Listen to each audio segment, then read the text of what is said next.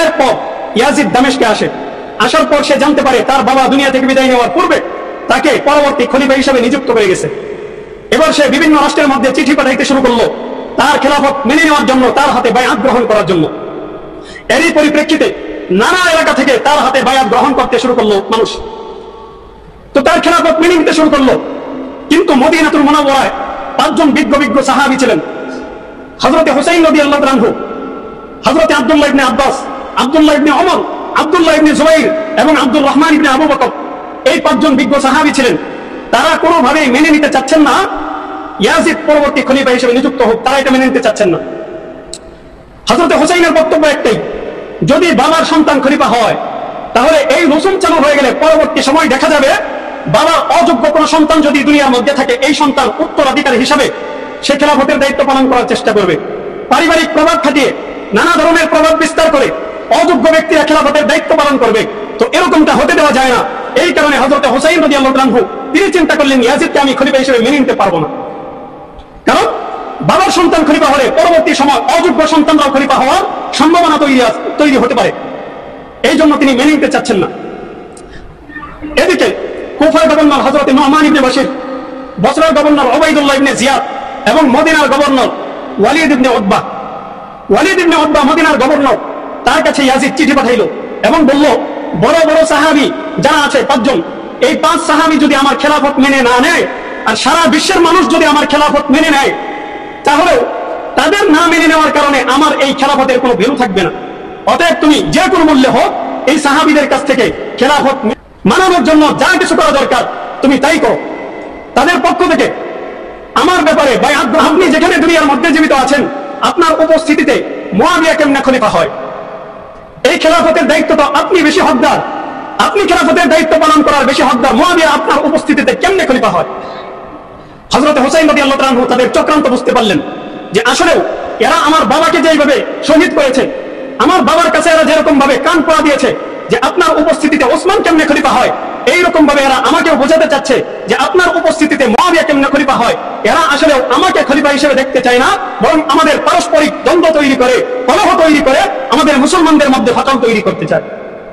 হযরত হুসাইন বুঝতে পারলেন, তিনি তাদের এই চিঠির উত্তরে বললেন যে এই ধরনের ফালতু কথাবার্তা আর কোনোদিন তোমরা আমার সামনে বলবা না, এই ধরনের কথা আমাকে কখনো বলবা না, এরকম বাজে প্রস্তাব কখনো তোমরা আমাকে দিবা না। আমি উপস্থিত আছি, কোনো সমস্যা নেই, কিন্তু হযরত মুয়াবিয়া খেলাফতের দায়িত্ব পালন করার জন্য যোগ্য একজন ব্যক্তি, তার উপস্থিতিতে আমি খেলাফতের দায়িত্ব পালন করতে রাজি না। হযরত হুসাইন রাদিয়াল্লাহু তাআলা আনহু তাদের চিঠির উত্তরে এই কথা লিখে দিলেন। আলহামদুলিল্লাহ, আল্লাহ পাক রব্বুল আলামিনের আলিশান দরবারে অসংখ্য অগণিত শুকরিয়া জ্ঞাপন করছি, যিনি আমাদেরকে দয়া করে মায়া করে তার মহাপবিত্র হুকুম, ফরজ হুকুম জুমার নামাজ আদায় করার লক্ষ্যে মসজিদে সমবেত করেছেন। রব্বে কারীমের দরবারে কালিমাতুশ শুকর আদায় করি আলহামদুলিল্লাহ। আমরা আলোচনা করছিলাম আল্লাহ পাকের হাবিব সাল্লাল্লাহু আলাইহি ওয়াসাল্লাম দুনিয়া থেকে চলে যাওয়ার পর খুলাফায়ে রাশিদিনদের খেলাফতের সোনালী যুগ নিয়ে। রাসূল করিম সাল্লাল্লাহু আলাইহি ওয়াসাল্লামের পর হযরত আবু বকর সিদ্দিক রাদিয়াল্লাহু তাআলা আনহু খেলাফতের দায়িত্বপ্রাপ্ত হন। আবু বকর রাদিয়াল্লাহু তাআলা আনহু দুনিয়া থেকে চলে যাওয়ার পর হযরত ওমর ইবনুল খাত্তাব রাদিয়াল্লাহু তাআলা আনহু খলিফা হন। ওমরের জামানা যখন চলে যায় হযরত ওসমান রাদিয়াল্লাহু তাআলা আনহু তিনি খেলাফতের দায়িত্বপ্রাপ্ত হন। তো ওসমান রাদিয়াল্লাহু তাআলা আনহুর জামানা, আমরা বলছিলাম ওই জামানাতে ইহুদিরা সবচেয়ে বড় ষড়যন্ত্র করেছিল মুসলমানদের উত্থান থামিয়ে দেওয়ার জন্য, মুসলমানদের ঐক্যের মধ্যে ফাটল তৈরি করা, ঐক্যের ফাটল নষ্ট করার জন্য তারা ষড়যন্ত্র হিসাবে হযরত ওসমান রাদিয়াল্লাহু তাআলা আনহুর জামানাকে বেছে নিয়েছিল। তো তারা এমন ভাবে ষড়যন্ত্র করেছিল, এক পর্যায়ে 35 হিজরির 17 জিলহজ অথবা 18 জিলহজ হযরত ওসমান রাদিয়াল্লাহু তাআলা আনহুকে তার বাড়ির মধ্যে দীর্ঘ 22 দিন অনেক ঐতিহাসিকদের মতে 40 দিন পর্যন্ত অবরুদ্ধ রাখার পর হযরত ওসমান রাদিয়াল্লাহু তাআলা আনহুকে বিদ্রোহীরা শহীদ করে দেয়। তো আমরা এই আলোচনাও করেছি, ওসমান রাদিয়াল্লাহু তাআলা আনহু যখন 35 হিজরির 18 জিলহজ শাহাদাত বরণ করেন, ওনার এই শাহাদাতের মাধ্যমে এই যে মুসলমানদের মধ্যে একটা ফাটল তৈরি হয়েছে, ঐক্য যে নষ্ট হয়েছে, আজও পর্যন্ত মুসলমানদের মধ্যে সেই ঐক্য কখনো ফিরে আসেনি। ওসমান রাদিয়াল্লাহু তাআলা আনহুকে তারা ষড়যন্ত্রমূলক ভাবে হত্যা করেছিল, শাহাদাত শহীদ করে দিয়েছিল। এর পিছনে সবচেয়ে বড় ভূমিকা পালন করেছে আব্দুল্লাহ ইবনে সাবা এবং তার জনগোষ্ঠী। এরা সবচেয়ে বড় ষড়যন্ত্র করেছে ওসমান রাদিয়াল্লাহু তাআলা আনহুকে হত্যা করার পিছনে, এবং মুসলমানদের ঐক্য নষ্ট করার জন্য আব্দুল্লাহ ইবনে সাবা সবচেয়ে বড় ভূমিকা পালন করেছে। তো এই যে ঐক্য নষ্ট হলো 35 হিজরি 17 কিংবা 18 জিলহজ, আজও পর্যন্ত সেই ঐক্য মুসলমানদের মধ্যে ফিরে আসেনি। তো ওসমান রাদিয়াল্লাহু তাআলা আনহুর শাহাদাতের পর বিদ্রোহীরা চাচ্ছে হযরতে আলী রাদিয়াল্লাহু তাআলা আনহুকে খলিফা বানানোর জন্য। কারণ আলী যেহেতু একজন সচেতন মানুষ, তিনি খলিফা হলে খেলাফতের দায়িত্ব পাওয়ার সঙ্গে সঙ্গে উসমান হত্যার বিচার করবেন না। তো উসমান হত্যার বিচার যদি তিনি নগদে না করেন, তাহলে এটা বিদ্রোহীদের জন্য একটা সুবিধা। তারা ভাবলো যে আমাদের জন্য সুবিধা হবে আলীকে যদি আমরা খলিফা বানাই, কারণ সে সঙ্গে সঙ্গে আমাদের বিচার করবে না। আর বিচার যত লেট হবে, দেরি হবে, বিলম্ব হবে, তত আমাদের জন্য সুবিধা তৈরি হবে, আমরা বিভিন্ন ধরনের সুবিধা লাভ করতে পারব। এই চিন্তা করে এরা চাচ্ছে আলী রাদিয়াল্লাহু তাআলা আনহুকে খলিফা বানাইতে। অপরদিকে অনেক সাহাবায়ে কেরাম তারা জোর দাবি জানাচ্ছেন আগে ওসমান হত্যার বিচার হবে, তারপরে খেলাফতের দায়িত্বপ্রাপ্ত যে কেউ হবে। এর আগে খেলাফতের দায়িত্ব কেউ নিতে পারবে না, আমরা কারো হাতে বায়াত গ্রহণ করব না, আগে ওসমান হত্যার বিচার করতে হবে। তো এই দুই ধরনের দাবি দুই দল করে বসেছে। তো এই ফায়দাটা নিয়েছে ওই ইহুদি জনগোষ্ঠী, আব্দুল্লাহ ইবনে সাবার জনগোষ্ঠী। এক পর্যায়ে হযরতে আলী রাদিয়াল্লাহু তাআলা আনহু তিনি দেখলেন, আমি যদি খেলাফতের দায়িত্ব না নেই, তাহলে এই খেলাফতের দায়িত্ব সুযোগ বুঝে বিদ্রোহীদের মধ্যে, আব্দুল্লাহ ইবনে সাবার দলের মধ্যে যে কেউ নিয়ে নিতে পারে। এই ক্ষেত্রে মুসলমানদের জন্য বড় বিপদ হয়ে যাবে। এই জন্য তিনি মুসলমানের কল্যাণের সার্বিক দিক লক্ষ্য করে খেলাফতের দায়িত্ব নিয়ে নিয়েছেন। সাহাবায়ে কেরামদের মধ্যেও কয়েকজন সাহাবী, বিজ্ঞ আলেম সাহাবী যারা ছিলেন, এবং মুসলমানদের দলের মধ্যে অনেকেই হযরতে আলী রাদিয়াল্লাহু তাআলা আনহুর হাতে বায়াত গ্রহণ করলেন। হযরতে আয়েশা রাদিয়াল্লাহু তাআলা আনহা তিনি তো হজে গেছেন মক্কায়, ফেরার পথে তিনি যখন ওসমান হত্যার কথা শুনতে পারছেন, তখন তিনি আর মদিনায় ফিরেন নাই, মক্কায় ফিরে গেছেন। মদিনায় না এসে আবার ব্যাক করছেন পিছনে, মক্কায় চলে গেছেন। মক্কায় গিয়ে তিনি ঘোষণা দিলেন, যতদিন পর্যন্ত না ওসমান হত্যার বিচার হবে, ততদিন পর্যন্ত আমি মদিনায় যাব না। তো আয়েশা রাদিয়াল্লাহু তাআলা আনহার স্পষ্ট কথা, এক কথা, ওসমান হত্যার বিচার আগে করতে হবে। ওদিকে প্রবীণ দুইজন সাহাবী হযরতে তালহা এবং জুবাইর রাদিয়াল্লাহু তাআলা আনহুমা, ওনারা হযরতে আয়েশার কাছে গেলেন, গিয়ে বললেন, ওসমান তো শাহাদাত বরণ করেছে, এখন কি করা যায়? আয়েশা স্পষ্ট বক্তব্য জানিয়ে দিলেন, আগে ওসমান হত্যার বিচার করতে হবে, তারপর খেলাফতের দায়িত্ব যেই পাবে তার হাতে আমরা বায়াত গ্রহণ করব, এর আগে বায়াত গ্রহণ করব না। আয়েশা রাদিয়াল্লাহু তাআলা আনহা জিজ্ঞাসা করলেন, ওসমান হত্যার এই যে ষড়যন্ত্র আর ষড়যন্ত্রের নীল নকশা, এই নীল নকশা কোথ থেকে উদ্ভাবন হয়েছিল, কোথ থেকে এই নকশাটা সাজানো হয়েছিল? বলা হলো বসরা থেকে। বসরা থেকে এই ষড়যন্ত্রের উৎপত্তি হয়েছিল। আয়েশা রাদিয়াল্লাহু তাআলা আনহা বললেন, আমি বসরায় যাব, আমি মদিনায় না গিয়ে আগে বসরায় যাব, ওখান থেকে ওসমান হত্যার বিচার পাওয়ার পর আমি মদিনায় প্রবেশ করব, এর আগে প্রবেশ করব না। তো আয়েশা রাদিয়াল্লাহু তাআলা আনহা বসরায় চলে গেলেন। আলী রাদিয়াল্লাহু তাআলা আনহু যখন শুনতে পারলেন আম্মাজান তিনি বসরায় আসতেছেন, তখন আলী রাদিয়াল্লাহু তাআলা আনহু তিনিও বসরায় গেলেন। ওদিকে শামের গভর্নর হযরতে মুআবিয়া রাদিয়াল্লাহু তাআলা আনহু তিনিও চিন্তা করলেন, তারা যেহেতু সবাই বসরায় আসতেছে আমিও যাব। তো তিনিও তার সৈনিকদেরকে নিয়ে বসরায় চলে আসলেন। বসরায় আসার পর হযরতে আয়েশা, মুআবিয়া, তলহা এবং জুবাইর তাদের প্রত্যেকের বক্তব্য একটাই, হযরতে আলী রাদিয়াল্লাহু তাআলা আনহুকে বললেন যে আগে আপনি মদিনায় যাওয়ার পর উসমান হত্যার বিচার করবেন, এরপর আপনি খেলাফতের দায়িত্ব নেবেন, আমরা আপনার খেলাফতের বায়াত গ্রহণ করব। আর যদি আপনি উসমান হত্যার বিচার না করেন তাহলে আপনার হাতে আমরা বায়াত গ্রহণ করব না। হযরতে আলী রাদিয়াল্লাহু তাআলা আনহু বললেন, আমি তো খেলাফতের দায়িত্ব এই জন্যই নিয়েছি মুসলমানদের সার্বিক দিক লক্ষ্য করে, কারণ আমি যদি দায়িত্ব না নেই এমনও হতে পারে বিদ্রোহীদের কেউ যদি দায়িত্ব নিয়ে নেয় তাহলে এরা মুসলমানদেরকে পদে পদে ধ্বংস করে দিবে, মুসলমানদেরকে শেষ করে দিবে। তো এই আশঙ্কায় আমি চিন্তা করলাম খেলাফতের দায়িত্ব নিয়ে নেওয়ার জন্য। হযরতে আয়েশা বললেন, কোনো সমস্যা নেই, আপনি খলিফা হয়েছেন, বাকি খেলাফতের দায়িত্ব পেয়েছেন, কোনো সমস্যা নেই, আমরা আপনার হাতে ততক্ষণ বায়াত গ্রহণ করব না যতক্ষণ না আপনি বিচার করবেন।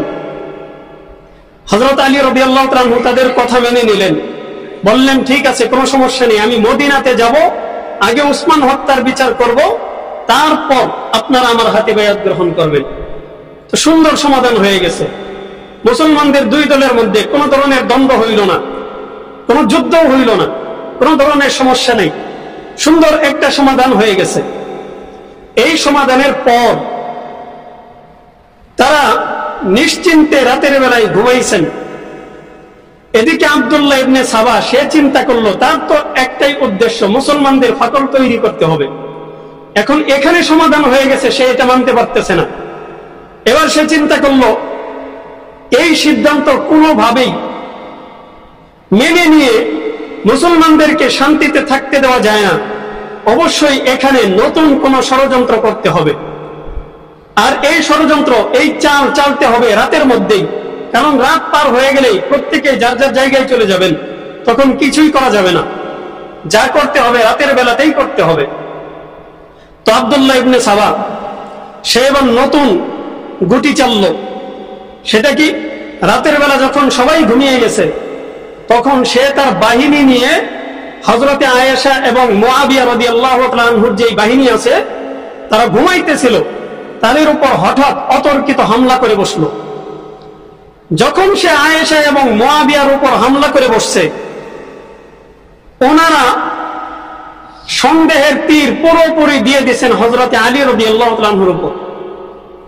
কারণ যেহেতু দুই দলের মধ্যে সমস্যা, আলী এবং আয়েশা রাদিয়াল্লাহু তাআলা আনহার মধ্যে সমস্যা, এখন আয়েশার উপর হামলা হয়েছে, স্বাভাবিকভাবেই যে কেউ মনে করবে এই হামলাটা আলী করিয়েছে, এরকমটাই মনে করবে। তো প্রত্যেকের ধারণা হযরতে আলী রাদিয়াল্লাহু তাআলা আনহু তাদের উপর হামলা করছে।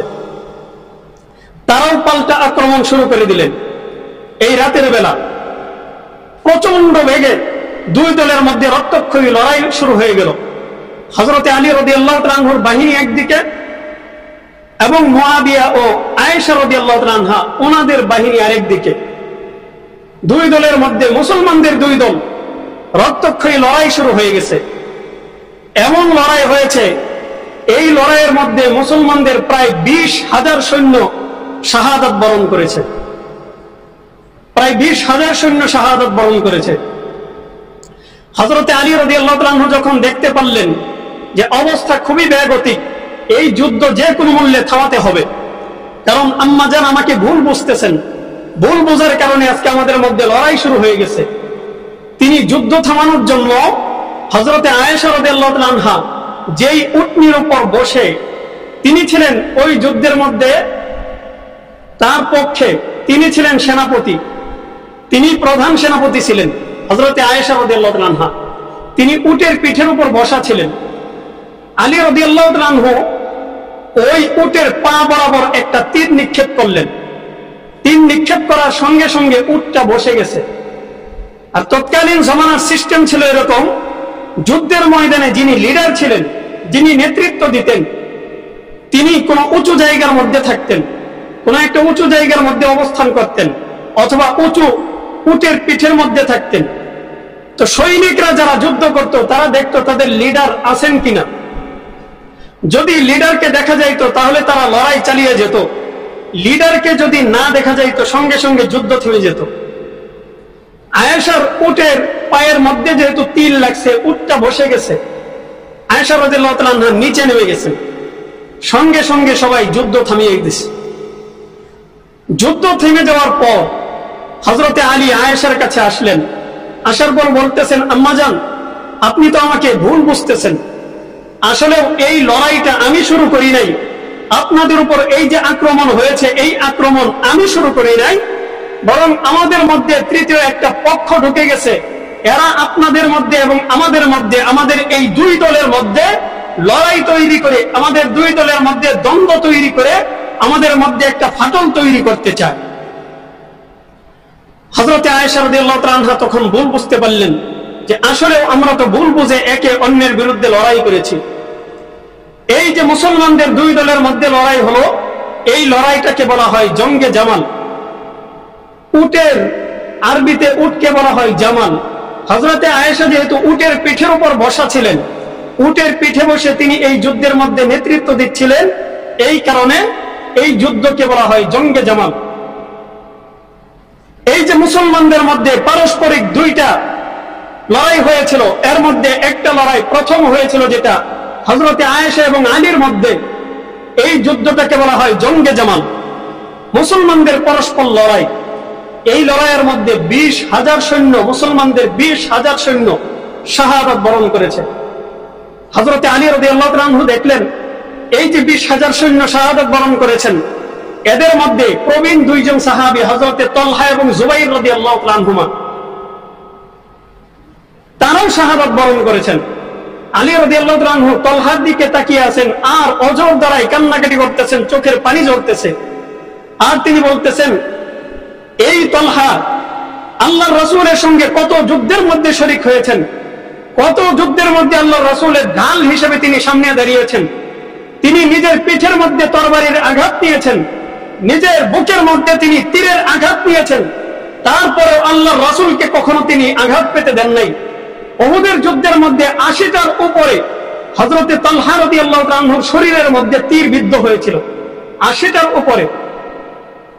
এরপরেও তিনি রাসূলকে এমন ভাবে ঢেকে রেখেছিলেন যাতে করে আল্লাহর রাসূলের শরীরের মধ্যে একটা ফুলের টুকাও লাগতে না পারে, এমন ভাবে আল্লাহর রাসূলকে তিনি সেভ করেছিলেন। সেই তালহাকে আজকে আমরা নিজেদের মধ্যে ভুল বোঝাবুঝি করে নিজেরাই তাকে শহীদ করে দিলাম। হযরতে আলী রাদিয়াল্লাহু তাআলা আনহু কান্নাকাটি করতেছেন, তিনি আফসোস করতেছেন। তো যাই হোক, এই যুদ্ধের নিষ্পত্তি এখানেই হলো, তাদের পারস্পরিক ভুল তারা বুঝতে পারলেন। তো হযরতে আলী রাদিয়াল্লাহু তাআলা আনহু তিনি বসরা এবং কুফার মাঝামাঝি একটা জায়গার মধ্যে থাকতেছেন।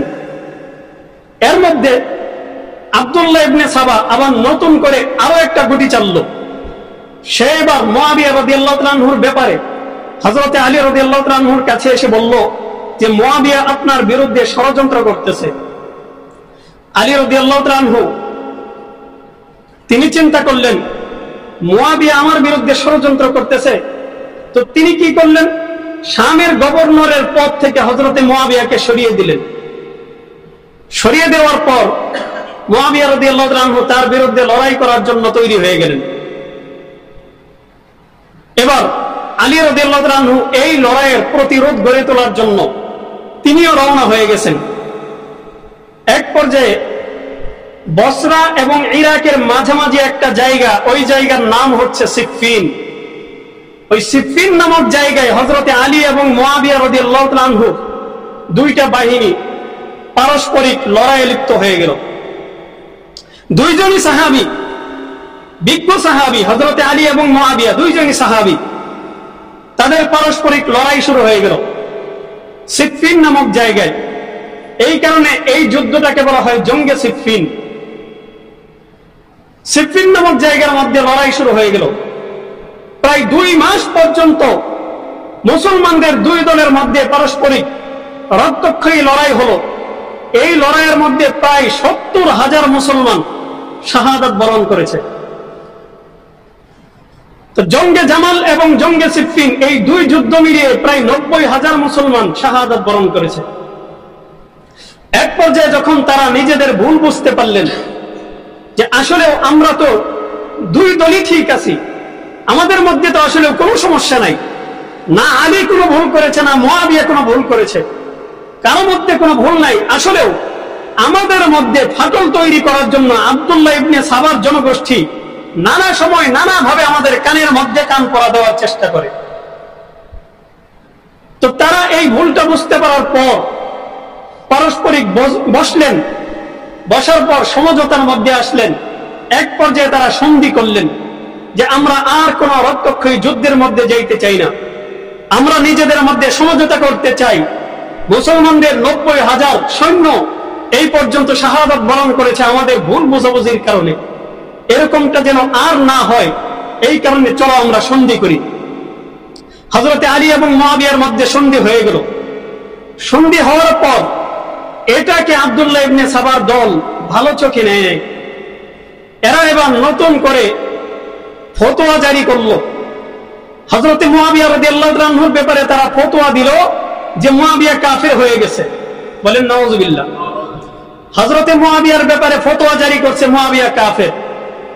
আর আলী রাদিয়াল্লাহু তাআলা আনহুর ব্যাপারে ফতোয়া জারি করছে আলী ফাসিক হয়ে গেছে। ফতোয়ার কারণ কি? মুআবিয়া কাফের হয়ে গেছে এই জন্যই কারণ সে আলীর খেলাফত মেনে নেয় নাই। আর আলী ফাসিক হয়ে গেছে এই জন্যই যে আলী মুআবিয়ার সঙ্গে সন্ধি করছে। তো সন্ধি করার কারণে ফাসিক, আর খেলাফত না মানার কারণে কাফের। ফতোয়া দিয়ে বইছে দুইজনের বিরুদ্ধেই, আলীর বিরুদ্ধেও ফতোয়া, মুআবিয়ার বিরুদ্ধেও ফতোয়া। মানে তাদের মধ্যে মিল হইলেও ফতোয়া, আর মিল না থাকলেও ফতোয়া। মিল না থাকলে কাফের, মিল হইলে ফাসিক। এই যে সন্ধি হইছে, সন্ধি তো হচ্ছে মিলের লক্ষণ নাকি?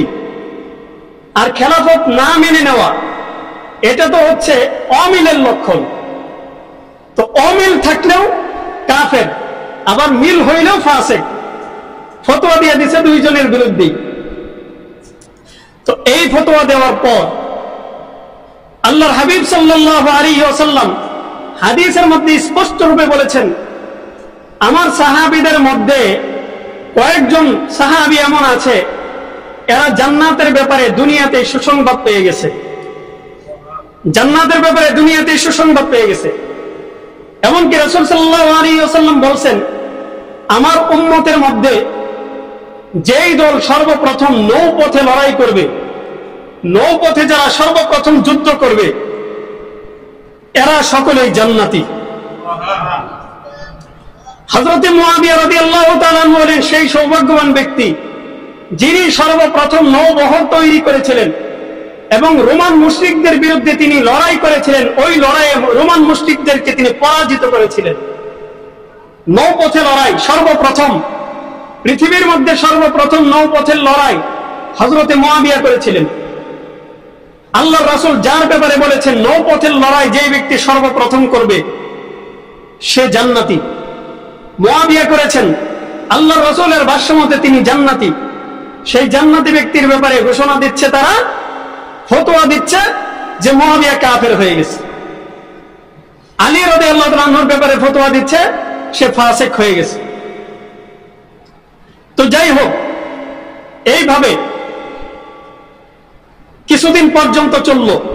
হযরতে আলী রাদিয়াল্লাহু তাআলা আনহু তিনি কুফা এবং বসরার মাঝামাঝি জায়গার মধ্যে অবস্থান করতেছেন। তিনি যখন চিন্তা করলেন, দেখতে পারলেন যে মদিনার অবস্থা এখন তেমন একটা ভালো না, মদিনা থেকে খেলাফতের দায়িত্ব পালন করা এখন সম্ভব না। তখন তিনি মদিনা থেকে খেলাফত নিয়ে আসলেন কুফায়। কুফায় নিয়ে এসে এই কুফা থেকে তিনি খেলাফতের দায়িত্ব আঞ্জাম দিতেছেন। তো দুই দলের মধ্যে সুন্দর সমঝোতা হয়েছে।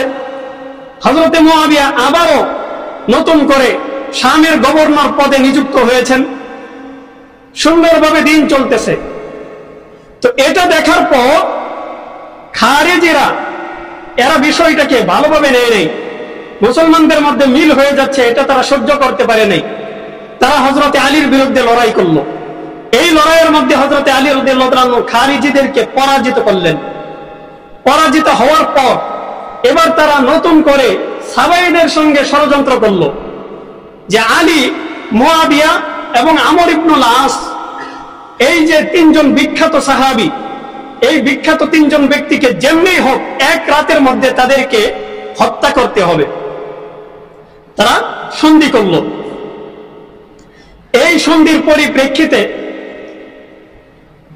40 হিজরির 15ই রমজান মাসের 15 তারিখ 40 হিজরি হযরতে আলী রাদিয়াল্লাহু তাআলা আনহু তিনি ফজরের নামাজ আদায় করার জন্য মসজিদের দিকে রওনা হয়েছেন। এমত অবস্থায় খারিজিদের একজন ব্যক্তি,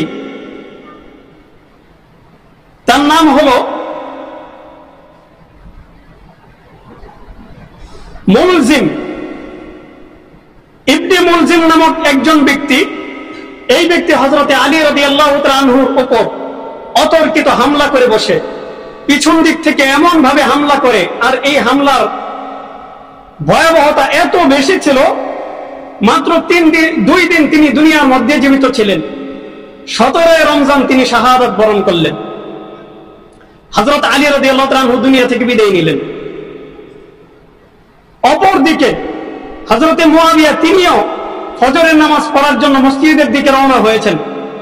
তার উপর আক্রমণ করা হয়েছে, কিন্তু তিনি এই আক্রমণকে প্রতিহত করেছেন। তার বিরুদ্ধে শত্রুপক্ষ সফল হইতে পারে নাই, তাকে শহীদ করতে পারে নাই।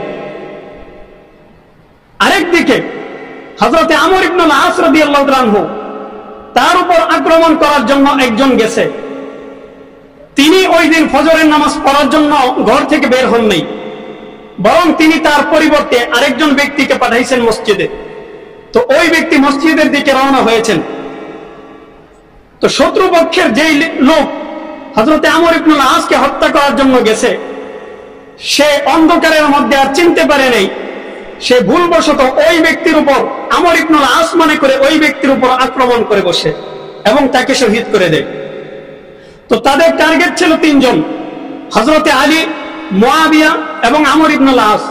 এই 3 জনকে তারা এক রাতের মধ্যে, একই সময়ের মধ্যে শহীদ করে দিবে। এই 3 জনের মধ্যে তারা 2 জনের ব্যাপারে সাকসেস হতে পারে নাই। হযরতে মুআবিয়াও বেঁচে গেছেন, হযরতে আমর ইবনুল আসও বেঁচে গেছেন। হযরতে আলী রাদিয়াল্লাহু তাআলা আনহু তিনি শাহাদাত বরণ করেছেন। আলী রাদিয়াল্লাহু তাআলা আনহু শাহাদাতের পর তার স্থলাভিষিক্ত হলেন হযরতে হাসান রাদিয়াল্লাহু তাআলা আনহু, রাসূল করিম সাল্লাল্লাহু আলাইহি ওয়াসাল্লামের বড় নাতি, হযরতে ফাতেমার বড় ছেলে। হযরতে হাসান তিনি খেলাফতের দায়িত্ব পাইলেন 40 হিজরিতে।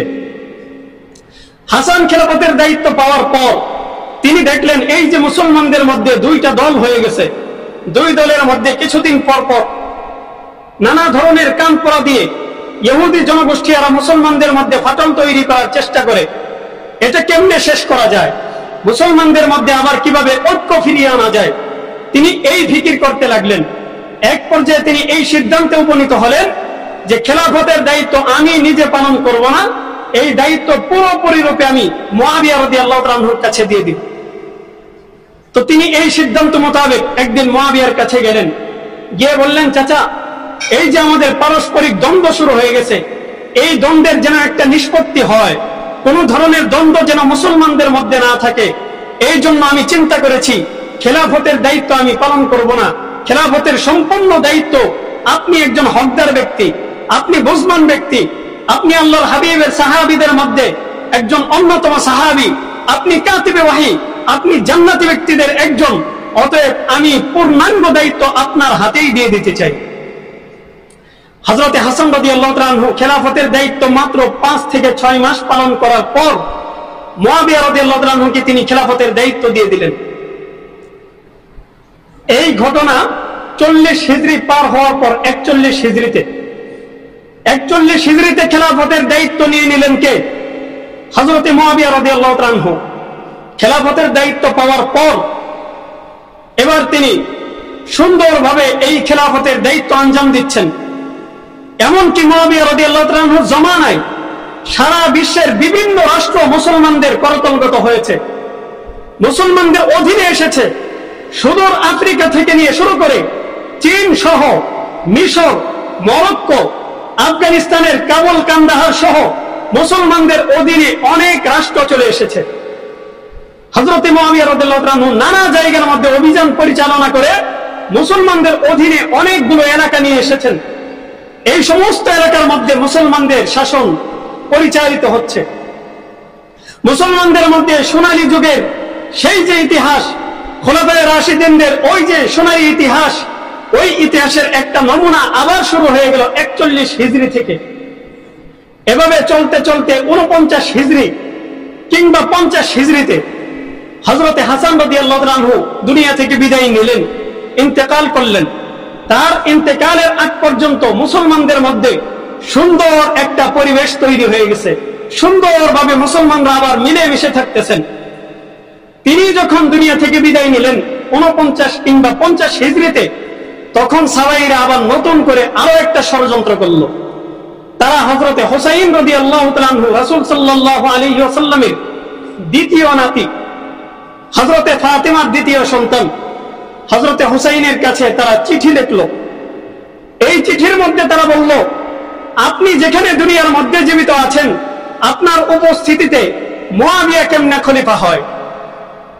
এই খেলাফতের দায়িত্ব তো আপনি বেশি হকদার, আপনি খেলাফতের দায়িত্ব পালন করার বেশি হকদার, মুআবিয়া আপনার উপস্থিতিতে কেমনে খলিফা হয়?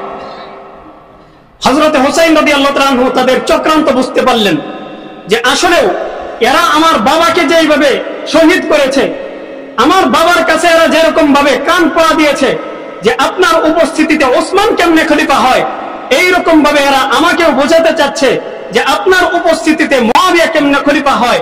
এরা আসলেও আমাকে খলিফা হিসেবে দেখতে চায় না, বরং আমাদের পারস্পরিক দ্বন্দ্ব তৈরি করে, কলহ তৈরি করে আমাদের মুসলমানদের মধ্যে ফাটল তৈরি করতে চায়। হযরত হুসাইন বুঝতে পারলেন। তিনি তাদের এই চিঠির উত্তরে বললেন যে এই ধরনের ফালতু কথাবার্তা আর কোনোদিন তোমরা আমার সামনে বলবা না, এই ধরনের কথা আমাকে কখনো বলবা না, এরকম বাজে প্রস্তাব কখনো তোমরা আমাকে দিবা না। আমি উপস্থিত আছি, কোনো সমস্যা নেই, কিন্তু হযরতে মুআবিয়া খেলাফতের দায়িত্ব পালন করার জন্য যোগ্য একজন ব্যক্তি, তার উপস্থিতিতে আমি খেলাফতের দায়িত্ব পালন করতে রাজি না। হযরতে হুসাইন রাদিয়াল্লাহু তাআলা আনহু তাদের চিঠির উত্তরে এই কথা লিখে দিলেন। তো তারা এখানেও ব্যর্থ হইল। এইভাবে ব্যর্থতার গ্লানিতে তাদের মোটামুটি আরো 9 বছর কিংবা 10 বছর পার হয়ে গেল। 60 হিজরি পর্যন্ত, 41 থেকে 60 হিজরি পর্যন্ত 20 বছর, এই 20 বছর হযরত মুআবিয়া রাদিয়াল্লাহু তাআলা আনহু খেলাফতের দায়িত্ব পালন করলেন। 20 হিজরির 4 রজব হযরত মুআবিয়া দুনিয়া থেকে বিদায় নিলেন। তিনি দুনিয়া থেকে বিদায় নেওয়ার আগে ইস্তিহাদ করলেন। ইস্তিহাদ করে তিনি চিন্তা ভাবনা করলেন যে আমার পর এই খেলাফতের দায়িত্ব পালন করার জন্য যোগ্য ব্যক্তি কে হতে পারে। এক পর্যায়ে তিনি মনস্থির করলেন যে আমার পর যোগ্য ব্যক্তি আমার ছেলে ইয়াজিদ। ইয়াজিদ সে খেলাফতের দায়িত্ব পালন করার জন্য একজন যোগ্য ব্যক্তি হতে পারে। তো তিনি নিজের থেকে কোন ধরনের সিদ্ধান্ত নেন নাই, বড় বড় সাহাবায়ে কেরাম যারা ছিলেন তাদেরকে ডাকলেন। ডাকার পর তাদের সঙ্গে পরামর্শ করলেন যে আমি চাচ্ছি আমার পর খেলাফতের দায়িত্ব ইয়াজিদকে দেওয়ার জন্য, এই ব্যাপারে আপনাদের কি রায়? সাহাবায়ে কেরাম তখনও পর্যন্ত ইয়াজিদের কাছ থেকে খারাপ কোনো কিছুই প্রকাশ পায় নাই। তো তারা চিন্তা করলেন ইয়াজিদ সে তো আসলে ভালো মানুষ, তো সে খলিফা হতে পারে, কোনো সমস্যা নেই। সাহাবায়ে কেরাম বলে দিলেন আপনি ইয়াজিদকে দায়িত্ব দিতে পারেন। সাহাবায়ে কেরামের এই পরামর্শের ভিত্তিতে হযরতে মুআবিয়া তারপর পরবর্তী খলিফা হিসেবে ইয়াজিদের নাম ঘোষণা করে দিলেন। ঘোষণা করার পর 60 হিজরির 4 রজব হযরতে মুআবিয়া দুনিয়া থেকে বিদায় নিলেন। তিনি যখন ইন্তেকাল করেন তখন ইয়াজিদ দামেস্কে ছিল না। তো হযরত মুআবিয়া ইন্তেকাল করার পর তার দাফন কাফন সহ যাবতীয় সব কিছুই শেষ হয়ে গেছে, তাকে কবরস্থ করা হয়ে গেছে। এরপর ইয়াজিদ দামেস্কে আসে। আসার পর সে জানতে পারে তার বাবা দুনিয়া থেকে বিদায় নেওয়ার পূর্বে তাকে পরবর্তী খলিফা হিসেবে নিযুক্ত করে গেছে। এবার সে বিভিন্ন রাষ্ট্রের মধ্যে চিঠি পাঠাইতে শুরু করলো তার খেলাফত মেনে নেওয়ার জন্য, তার হাতে বায়আত গ্রহণ করার জন্য। এরই পরিপ্রেক্ষিতে নানা এলাকা থেকে তার হাতে বায়আত গ্রহণ করতে শুরু করলো মানুষ। তো তার খেলাফত মেনে নিতে শুরু করলো। কিন্তু মদিনাতুল মুনাওয়ারায় 5 জন বিজ্ঞ সাহাবী ছিলেন। হযরতে হুসাইন রাদিয়াল্লাহু আনহু, হযরতে আব্দুল্লাহ ইবনে আব্বাস, আব্দুল্লাহ ইবনে ওমর, আব্দুল্লাহ ইবনে জুবাইর এবং আব্দুর রহমান ইবনে আবু বকর, এই 5 জন বিজ্ঞ সাহাবী ছিলেন। তারা কোনোভাবেই মেনে নিতে চাচ্ছেন না ইয়াজিদ পরবর্তী খলিফা হিসেবে নিযুক্ত হোক, তারা এটা মেনে নিতে চাচ্ছেন না। হযরতে হুসাইনের বক্তব্য একটাই, যদি বাবার সন্তান খলিফা হয় তাহলে এই রসুম চালু হয়ে গেলে পরবর্তী সময় দেখা যাবে বাবার অযোগ্য কোন সন্তান যদি দুনিয়ার মধ্যে থাকে, এই সন্তান উত্তরাধিকারী হিসাবে সে খেলাফতের দায়িত্ব পালন করার চেষ্টা করবে। পারিবারিক প্রভাব খাটিয়ে নানা ধরনের প্রভাব বিস্তার করে অযোগ্য ব্যক্তিরা খেলাফতের দায়িত্ব পালন করবে। তো এরকমটা হতে দেওয়া যায় না। এই কারণে হযরতে হুসাইন রাদিয়াল্লাহু আনহু তিনি চিন্তা করলেন ইয়াজিদকে আমি খলিফা হিসেবে মেনে নিতে পারবো না, কারণ বাবার সন্তান খলিফা হলে পরবর্তী সময় অযোগ্য সন্তানরাও খলিফা হওয়ার সম্ভাবনা তৈরি হতে পারে। এই জন্য তিনি মেনে নিতে চাচ্ছেন না। এদিকে কুফার গভর্নর হযরতে নুমান ইবনে বাশির, বসরার গভর্নর উবাইদুল্লাহ ইবনে জিয়াদ এবং মদিনার গভর্নর ওয়ালিদ ইবনে উতবা মদিনার গভর্নর, তার কাছে ইয়াজিদ চিঠি পাঠাইলো এবং বলল, বড় বড় সাহাবী যারা আছে 5 জন, এই 5 সাহাবী যদি আমার খেলাফত মেনে না নেয় আর সারা বিশ্বের মানুষ যদি আমার খেলাফত মেনে নেয়, তাহলেও তাদের না মেনে নেওয়ার কারণে আমার এই খেলাফতের কোনো ভ্যালু থাকবে না। অতএব তুমি যে কোনো মূল্যে হোক এই সাহাবীদের কাছ থেকে খেলাফত মানানোর জন্য যা কিছু করা দরকার তুমি তাই করো। তাদের পক্ষ থেকে আমার ব্যাপারে বায়আত গ্রহণ করো, আমার বায়আত তাদের পক্ষ থেকে নাও, তারা যেন আমার খেলাফত মেনে নেয় তুমি চেষ্টা করো। তো ওয়ালিদ ইবনে উতবা গভর্নিং হাউসে তখন এই 5 জন সাহাবীকে ডাকলেন। ডাকার পর তাদের কাছে প্রস্তাব দিলেন যে আপনারা ইয়াজিদের খেলাফত মেনে নেন। তারা কোনোভাবেই মানতে রাজি না। এক পর্যায়ে হযরতে হুসাইন রাদিয়াল্লাহু আনহু তার কাছে কুফা থেকে চিঠি আসতে লাগলো। চিঠি আসতেছে, শত শত চিঠি। এই চিঠির মধ্যে তারা বলতেছে, কুফায় 1 লক্ষ মানুষ আপনার জন্য তৈরি আছে, এরা আপনাকে বরণ করে নিতে চায়, আপনার হাতে বায়আত গ্রহণ করতে চায়, আপনার উপস্থিতিতে এরা ইয়াজিদকে কোনোভাবেই খলিফা মানতে চায় না। তো একদিকে হযরতে হুসাইনকে কুফার মানুষ ডাকতেছে, আরেকদিকে মদিনার গভর্নর ওয়ালিদ ইবনে উতবা সাহাবায়ে কেরামের উপর চাপ প্রয়োগ করতেছে সাহাবায়ে কেরাম যেন ইয়াজিদকে খলিফা হিসেবে মেনে নেয়, কিন্তু তারা মানতে রাজি না। হুসাইন রাদিয়াল্লাহু তাআলা দেখলেন মদিনার অবস্থা তেমন একটা ভালো না। এবার তিনি পরিকল্পনা করলেন মদিনা ছেড়ে চলে যেতে হবে। তিনি মক্কার দিকে রওনা হয়ে গেলেন। হযরতে আব্দুল্লাহ ইবনে আব্বাস, আব্দুল্লাহ ইবনে ওমর তারা বলতেছেন আপনি কোথায় যান? তিনি বললেন আমি মক্কায় যাব। তারা বারবার বাধা প্রদান করলেন আপনি মক্কায় যান না। হযরতে আব্দুল্লাহ ইবনে ওমর তিনি বলতেছেন আপনি মক্কায় যদি জানো এরপরে মক্কার বাহিরে অন্য কোথাও যায়েন না, অন্য কোথাও যায়েন না। আমাদের কেমন যেন মনে হচ্ছে আপনার বিরুদ্ধে ষড়যন্ত্র করা হচ্ছে। আপনার বাবাকে যেরকম ভাবে ষড়যন্ত্রমূলক ভাবে হত্যা করা হয়েছিল, শহীদ করে দেওয়া হয়েছিল, এইরকম ভাবে আপনার বিরুদ্ধেও ষড়যন্ত্র করা হচ্ছে। কুফার মানুষগুলো আপনার বাবার সঙ্গে বেঈমানি করেছিল, আপনার সঙ্গেও মনে হয় বেঈমানি করতে চাচ্ছে, আপনি কুফায় যান না। হযরতে আব্দুল্লাহ ইবনে ওমর হযরতে হুসাইন রাদিয়াল্লাহু তাআলা আনহুকে জড়িয়ে ধরে কাঁদছিলেন আর বলছিলেন হে শহীদ আপনি মক্কায় যান না। এইভাবে বারবার বাধা প্রদান করার চেষ্টা করেছেন।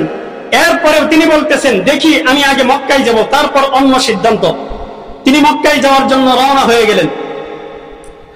তিনি যখন রওনা হয়ে গেছেন, পথিমধ্যে হযরতে আব্দুল্লাহ ইবনে আব্বাস, আব্দুল্লাহ ইবনে ওমর, আব্দুল্লাহ ইবনে জুবাইর এবং আব্দুর রহমান ইবনে আবু বকর, তারা চারজন বিজ্ঞ সাহাবী, তারা ইয়াজিদের খেলাফত মেনে নিয়েছেন।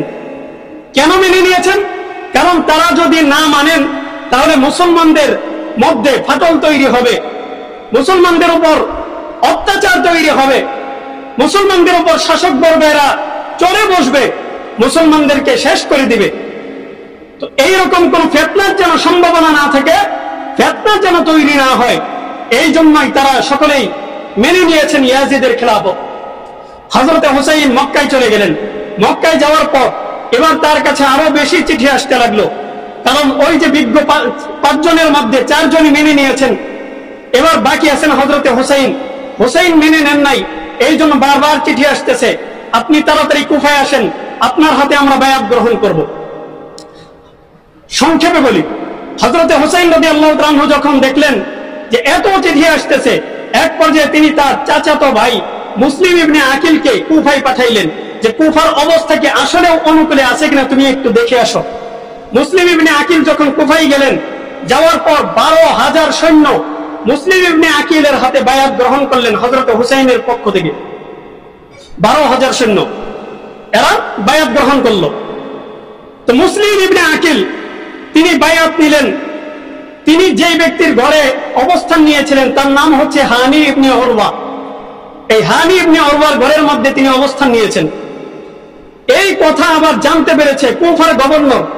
এরই মধ্যে মুসলিম ইবনে আকিল কুফায় পৌঁছার পূর্বে কুফার গভর্নর ছিলেন নোমান ইবনে বশির। নোমান ইবনে বশির তিনি সাহাবী ছিলেন, তাকে পরিবর্তন করে কুফার গভর্নর দেওয়া হয়েছে ওবাইদুল্লাহ ইবনে জিয়াদকে, যে ছিল বসরার গভর্নর। এবার একই সাথে ওবাইদুল্লাহ ইবনে জিয়াদ বসরা এবং কুফা দুই জায়গার গভর্নর। তো ওবাইদুল্লাহ ইবনে জিয়াদ যখন জানতে পারলো যে হুসাইনের পক্ষ থেকে এক ব্যক্তি খেলাফতের বায়াত নিচ্ছে এবং ওই ব্যক্তি হানি ইবনে উরওয়ার বাড়ির মধ্যে আছে, তখন সে হানি ইবনে উরওয়াকে গ্রেফতার করলো। হানি ইবনে উরওয়া গ্রেফতার হওয়ার পর মুসলিম ইবনে আকিল তিনি 4,000 সৈন্যের একটা বাহিনী নিয়ে তাকে জেলখানা থেকে মুক্ত করার জন্য রওনা হয়ে গেলেন। পথিমধ্যে এই যে 4,000 সৈন্য, এদের পরিবারের লোকজন, বাবা মা ভাই বোন যারা আছে, এরা তাদের কাছে এসে বলল যে এই ধরনের ফিতনার মধ্যে তোমাদের জড়ানোর কোনো দরকার নাই, তোমরা এই মারামারি রাহাজানের মধ্যে যাও না, এক কাজ করো, চলো আমরা বাড়িতে ফিরে যাই। তো এই 4,000 সৈন্যকে তাদের পরিবারের লোকজন এরা ফুসলিয়ে ফাসলিয়ে বাড়িতে ফিরিয়ে নিয়ে গেল। এটাকেই বলা হয় শিয়া। এরা যদিও বাহ্যিকভাবে হযরতে মুসলিম ইবনে আকিলের হাতে বায়াত গ্রহণ করেছিল, কিন্তু প্রকৃতপক্ষে এদের দিল ঠিক ছিল না।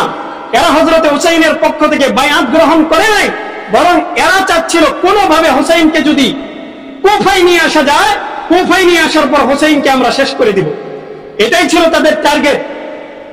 তো তারা মুসলিম ইবনে আকিলের পিছন থেকে সরে গেছে। মুসলিম ইবনে আকিল পিছনে তাকিয়ে দেখেন তার সঙ্গে মাত্র 60 জন, সবাই চলে গেছে। 4,000-এর মধ্যে আছে মাত্র 60 জন। কিছুক্ষণ পর দেখলেন মাত্র 50 জন। এভাবে কমতে কমতে এক পর্যায়ে তিনি দেখলেন তিনি ছাড়া তার সঙ্গে আর কোনো সৈনিক নেই। এবার তিনি দেখলেন যে নিজের গা বাঁচানো ছাড়া আর কোনো উপায় নেই। তিনি চলে গেলেন। এইদিকে ওবাইদুল্লাহ ইবনে জিয়াদ কুফার মধ্যে ঘোষণা করে দিয়েছে, যে ব্যক্তি মুসলিম ইবনে আকিলকে গ্রেফতার করে নিয়ে আসতে পারবে তার জন্য রাষ্ট্রের পক্ষ থেকে পুরস্কার রয়েছে। মুসলিম ইবনে আকিল তিনি তার ব্যাপারে গ্রেফতারি পরোয়ানা জারি হয়ে গেছে। এবার তিনি একজন মহিলার বাড়িতে গেলেন, তার কাছে গিয়ে কাকুতি মিনতি করলেন, বললেন আমি হুসাইনের পক্ষ থেকে এসেছি, আপনি আমাকে আশ্রয় দেন। ওই মহিলার নাম হচ্ছে তুওয়াওয়া কিংবা তাওয়াওয়া। ওই মহিলা তাকে আশ্রয় দিলেন। আশ্রয় দেওয়ার পর রাতের বেলায় ওই মহিলা তার জন্য খাবার সরবরাহ করতেছেন। তার ছেলে যখন আসলো বাড়িতে, আসার পর দেখে মা কার জন্য যেন খাবার বাড়তেছে।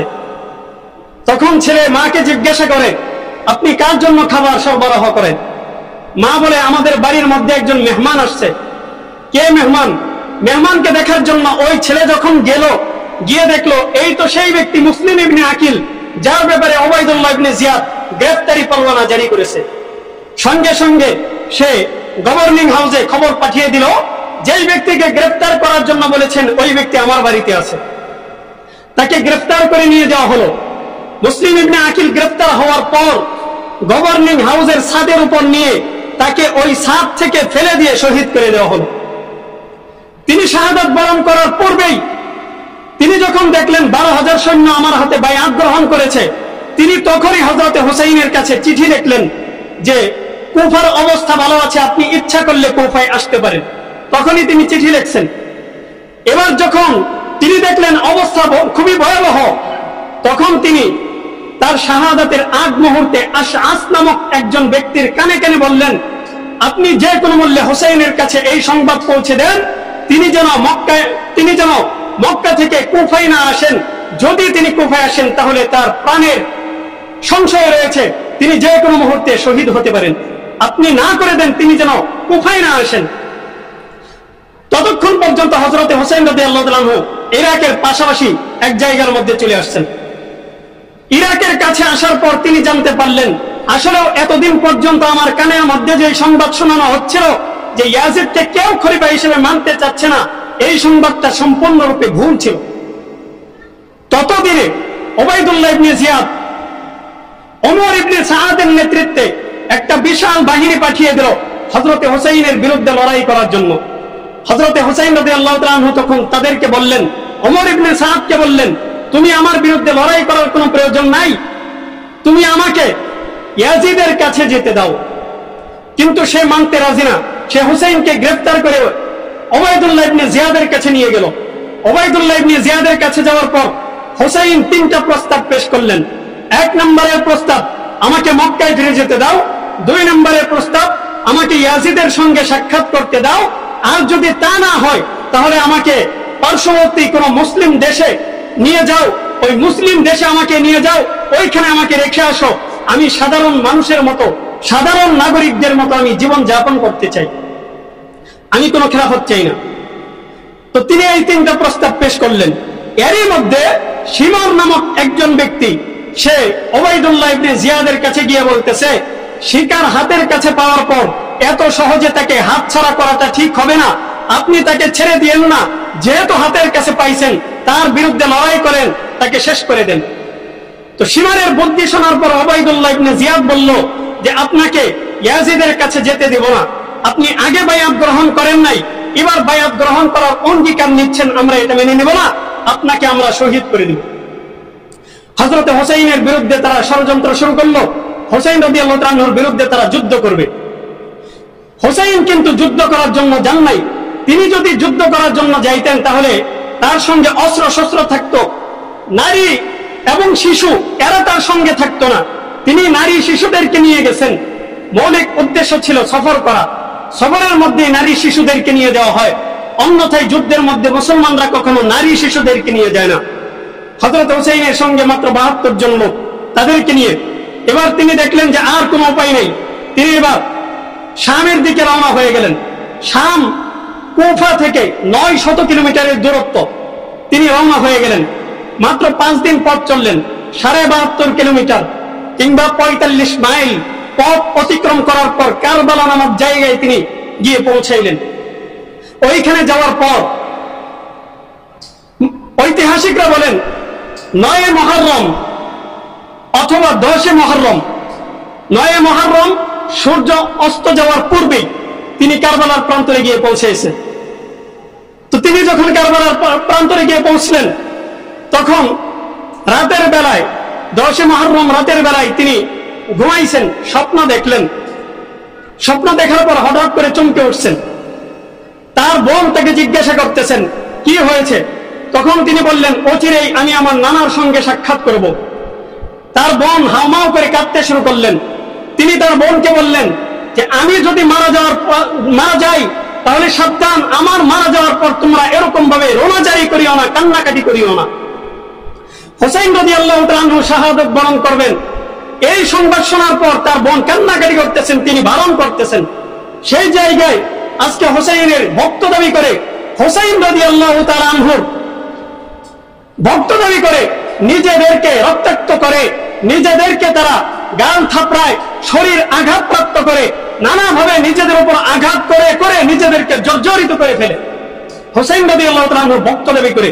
যেখানে হুসাইন নিজেই বললেন আমি যদি শাহাদাত বরণ করি তাহলে আমি মারা যাওয়ার পর তোমরা কোনোভাবেই আমার শাহাদাতের কারণে রোনা জারি করতে পারবে না। আল্লাহ হাবিব সাল্লাল্লাহু আলাইহি ওয়াসাল্লাম হাদিসের মধ্যে বলেন, ইবনে মাজার 1584 নম্বর হাদিসের বর্ণনা, আল্লাহর হাবিব বলেন, লাইসা মিন্না মান যারাবাল খুদুদ ওয়া শাক্কাল জুয়ুব ওয়া দাআ বিদাওয়াল জাহিলিয়া। ওই সমস্ত ব্যক্তিরা আমার উম্মতের অন্তর্ভুক্ত না যারা নিজেদের গালের মধ্যে থাপড়ায়, নিজেদের গালকে আঘাতপ্রাপ্ত করে। মান যারাবাল খুদুদ ওয়া শাক্কাল জুয়ুব, কাপড় ছিঁড়ে ফেলে, ওয়া দাআ বিদাওয়াল জাহিলিয়া, এবং জাহিলি যুগের মানুষদের মতো হাউমাউ করে, কান্নাকাটি করে, রোনা জারি করে, এই সমস্ত ব্যক্তিরা আমার উম্মতের দলভুক্ত না। এমনকি 1585 নম্বর হাদিসের বর্ণনা, আল্লাহর হাবিব বলেন, লানা রাসূলুল্লাহ সাল্লাল্লাহু আলাইহি ওয়াসাল্লাম আল খামিসাতা ওয়াজহাহা। আল্লাহর হাবিব ওই মহিলাকে লানত দিয়েছেন, অভিশাপ দিয়েছেন, যেই মহিলা নিজের চেহারার উপর আঘাত করে। ওই মহিলা, যেই মহিলা নিজের মৃত্যু কামনা করে, নিজের জন্য ধ্বংস কামনা করে, আল্লাহর হাবিব ওই মহিলাকে লানত দিয়েছেন, অভিশাপ দিয়েছেন। তো হযরতে হাসান হুসাইন রাদিয়াল্লাহু তাআলা আনহু বলতেছেন, আমি মারা যাওয়ার পর তোমরা চিল্লাফাল্লা করবে না, কান্নাকাটি করবে না। যাই হোক, ওই দিন ফজরের নামাজ হুসাইন রাদিয়াল্লাহু তাআলা আনহু কারবালার প্রান্তরে পড়লেন। ঐতিহাসিকরা বলেন, তার বিরুদ্ধে যে দলটা ছিল ওমর ইবনে সাদের নেতৃত্বে, ওই দলের লোকেরাও হযরতে হুসাইনের নেতৃত্বে, হুসাইনের ইমামতিতে ফজরের নামাজ আদায় করছেন। যারা শত্রুপক্ষ তারাও হুসাইনের পিছনে ফজরের নামাজ আদায় করেছে। এরপর রক্তক্ষয়ী যুদ্ধ শুরু হয়ে গেল। এই যুদ্ধের মধ্যে উবাইদুল্লাহ ইবনে জিয়াদের ভাই হুর ইবনে জিয়াদ সেও এসেছিল। সে যখন দেখলো নবীর নাতির বিরুদ্ধে আমি লড়াই করব, তার বিরুদ্ধে তরবারি ধরব, এটা তো আসলে আমি ভুল করতেছি, তখন সে ওই দল থেকে ফিরে এসে হযরতে হুসাইনের দলের মধ্যে যোগ দিল। এবং এই দলে থেকে লড়াই করতে করতে হুর ইবনে জিয়াদ এবং তার দলে আরো কয়েকজন লোক ছিল, তারা শাহাদাত বরণ করলো। হযরতে হুসাইনের সঙ্গে যারা ছিলেন 72 জন, সকলেই শাহাদাত বরণ করলেন। এমনকি হুসাইনের দুধের সন্তান হযরতে আব্দুল্লাহ ইবনে হুসাইন, তিনিও শাহাদাত বরণ করলেন। এরপর হুসাইন রাদিয়াল্লাহু তাআলা একা হয়ে গেলেন। একাই তিনি 1000 সৈনিকের শক্তি নিয়ে এমন ভাবে লড়াই করতেছিলেন, যে কেউ দেখলে মনে করবে তিনি একাই যেন 1000 সৈনিকের শক্তি নিয়ে লড়াই করতেছেন, এমন ভাবে লড়াই করতেছেন। এক পর্যায়ে তিনি ক্লান্ত হয়ে, নিস্তেজ হয়ে এক জায়গার মধ্যে বসে গেলেন। বসে যাওয়ার পর শত্রুপক্ষের লোকেরা এসে তাকে শহীদ করে দেওয়ার জন্য তরবারি তুলে, কিন্তু তরবারি চালায় না। সবাই চিন্তা করে আমার তরবারির মাধ্যমে যেন আল্লাহর রাসূলের নাতি রক্তাক্ত না হয়, সবাই এই চিন্তা করে কেউ তরবারি চালায় না। এক পর্যায়ে সীমার, ওই যে ব্যক্তির কথা বলছিলাম, সীমার সবচেয়ে বড় ঘাতক, এই সীমার এসে বলতেছে, শত্রুকে হাতের কাছে পাওয়ার পর তোমরা শত্রুকে কেন মারছ না, কেন তাকে শহীদ করছো না? এই কথা বলে সীমার এবং তার সঙ্গে আরো একজন সহকারী ছিল, তার নাম হচ্ছে সিনান। সীমার এবং সিনান এই দুই ব্যক্তি, একজন তরবারি দ্বারা আরেকজন বর্ষা দ্বারা হযরতে হুসাইনের উপর এমন ভাবে আঘাত করে বসে, এই এক আঘাতের কারণে তার দেহ থেকে মাথাটা আলাদা হয়ে যায়। বলেন ইন্না লিল্লাহি ওয়া ইন্না ইলাইহি রাজিউন। এইভাবে হযরতে হুসাইন রাদিয়াল্লাহু তাআলা আনহু কারবালার প্রান্তরে শহীদ হয়ে যান। এই পুরো ইতিহাসের মধ্যে, যেই ইতিহাসটা বললাম, পুরো ইতিহাসের মধ্যে আমাদের মুসলমানদের মধ্যে যে ফাটল তৈরি করেছিল তৃতীয় পক্ষ, এই তৃতীয় পক্ষ হচ্ছে আমাদের জন্য সবচেয়ে বড় ঘাতক। এরা হচ্ছে সাবাই জনগোষ্ঠী, আব্দুল্লাহ ইবনে সাবার দলবল। এরা ছিল আমাদের জন্য সবচেয়ে বড় ঘাতক। এরপরে যারা খলনায়ক ছিল, এই খলনায়কদের মধ্যে একজন হলো ইয়াজিদ। তার খলনায়ক হওয়ার কারণ হলো সে হযরতে হুসাইনকে গ্রেফতার করার জন্য পরোয়ানা জারি করেছিল, এটা ছিল তার ভুল সিদ্ধান্ত। 2 নম্বরের খলনায়ক ছিল উবাইদুল্লাহ ইবনে জিয়াদ। তার খলনায়ক হওয়ার কারণ হচ্ছে সে হযরতে হুসাইনকে ইয়াজিদের সঙ্গে সাক্ষাৎ করতে দেয় নাই, এটা ছিল তার ভুল। 3 এবং 4 নম্বর খলনায়ক হচ্ছে সীমার এবং সিনান। এরা নিজেদের হাতে হযরতে হুসাইনকে শহীদ করেছিল। এই কারণে আজও পর্যন্ত মুসলমানদের মধ্যে যত দ্বন্দ্ব তৈরি হয়, যত ফাটল তৈরি হয়, যত বিদ্বেষ তৈরি হয়, এই সবের পিছনে দেখবেন কোনো না কোনো খলনায়কের ভূমিকা আছে। কেউ না কেউ আমাদের পিছনে পিছনে চাবিকাঠি নাড়াইতেছে। এরা চায় মুসলমানরা যেন ঐক্যবদ্ধ না হয়, মুসলমানরা যেন পারস্পরিক লড়াইয়ের মধ্যে লিপ্ত থাকে, এরা যেন একজনের বিরুদ্ধে আরেকজন সবসময় দ্বন্দ্বের মধ্যে লিপ্ত থাকে। এরকম ষড়যন্ত্র করে আজকে আমাদের বিরুদ্ধে তৃতীয় পক্ষ সব সময় দেখবেন কাজ করে। এই কারণে তৃতীয় পক্ষের ব্যাপারে সবসময় সতর্ক থাকতে হবে। আল্লাহ পাক রব্বুল আলামিন আমাদেরকে বোঝার আমল করার তৌফিক দান করুন।